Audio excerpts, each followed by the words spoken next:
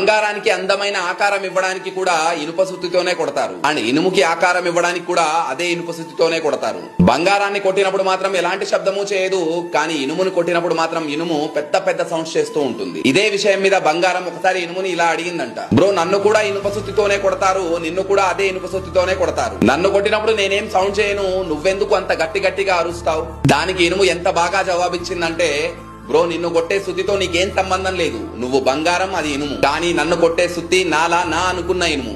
నా అనుకున్న వాళ్లే దెబ్బ కొడితే ఆ బాధ ఎంతుంటుందో అనుభవించే వాళ్లకే తెలుసు, అందుకే తట్టుకోలేక బాధతో అరుస్తాను. లోకం మొత్తం మన గురించి ఏమనుకున్నా మనకు పెద్దగా బాధ ఉండదు, దాన్ని పట్టించుకోం కూడా. కానీ మన అనుకున్న వాళ్లే మనల్ని బాధ పెడితే, మన వెనకాల తప్పుగా మాట్లాడి తప్పుగా ప్రవర్తిస్తే ఆ బాధని దిగమింగలేము. నిజమే కదా? మీకు కరెక్ట్ అనిపిస్తే రైట్ అని కమెంట్ చేయండి. మన అనుకునే వాళ్ళకి మన బాధ అర్థమయ్యేలా ఈ వీడియోని షేర్ చేయండి.